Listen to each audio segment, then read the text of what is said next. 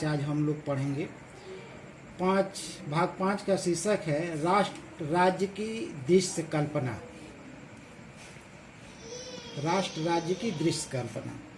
सबसे पहले हम यह समझने का प्रयास करेंगे कि राष्ट्र राज्य की दृश्य कल्पना का अर्थ क्या है। किसी व्यक्ति या किसी राजा को चित्र या मूर्ति के रूप में व्यक्त करना आसान है, लेकिन राष्ट्र को चित्र के रूप में व्यक्त करना 18वीं शताब्दी से पहले संभव नहीं था। लेकिन 18वीं शताब्दी के अंत और 19वीं शताब्दी के शुरुआत में चित्रकारों ने इस समस्या का हल निकाला और उन्होंने राष्ट्र का मानवीकरण कर दिया और उन्होंने राष्ट्र को एक व्यक्ति के रूप में चित्रित करना शुरू किया, जिसे हम रूपक के अर्थ में जानते हैं। तो हमें राष्ट्र राज्य की दृश्य कल्पना को समझने से पहले हमें रूपक का अर्थ समझना होगा। जब हम किसी अमूर्त विचार को चित्रों या मूर्तियों के माध्यम से व्यक्त करते हैं तो उसे हम रूपक कहते हैं। उदाहरण के लिए, जैसे न्याय को हम एक ऐसी महिला के चित्र के रूप में इंगित करते हैं जो आंख पर पट्टी बांधे हुई है और हाथ में तराजू लिए हुए है।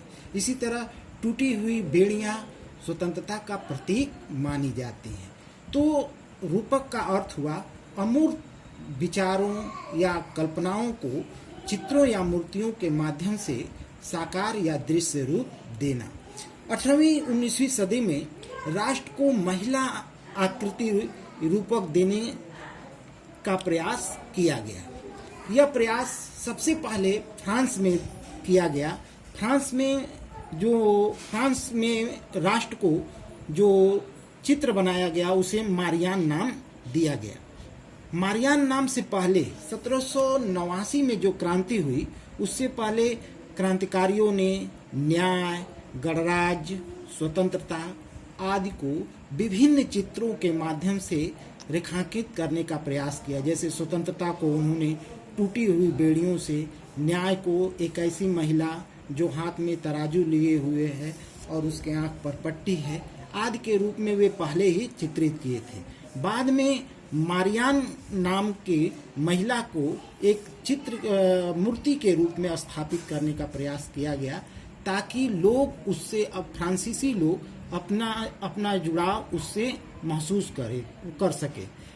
आगे चलकर इसी मारियान की प्रतिमाओं को चौक चौराहों पर लगाया गया तथा सिक्कों और डाक टिकटों पर इसे अंकित करके पूरे देश में चलाया गया, ताकि लोगों में राष्ट्रीय एकता की भावना पनप सके। हम जैसा कि अपने भी देश में देखते हैं कि भारत को भारत माता के चित्र के रूप में अंकित किया जाता है, ताकि भारतीयों में राष्ट्रीय एकता की भावना जागृत हो सके। इसी तरह जर्मनी में जर्मेनिया नामक रूपक बनाया गया, जो बलूत के वृक्षों के पत्तों को धारण करती है। बलूत के वृक्ष जर्मनी में वीरता के प्रतीक हैं और यह जर्मेनिया जो थी वह बलूत के वृक्षों को धारण करती थी। इस तरह हम देखते हैं कि 18वीं-19वीं शताब्दी में राष्ट्रवाद की विचारधारा को बढ़ावा देने के लिए तथा राष्ट्र के प्रति लोगों में निष्ठा जागृत हो सके, लोगों में आपसी एकता बढ़ सके, इसको बढ़ावा देने के लिए लोगों ने राष्ट्र को मूर्त या रूपक रूप में प्रस्तुत करना शुरू किया और खासकर इनको नारी रूप में प्रस्तुत करने का प्रयास किया गया।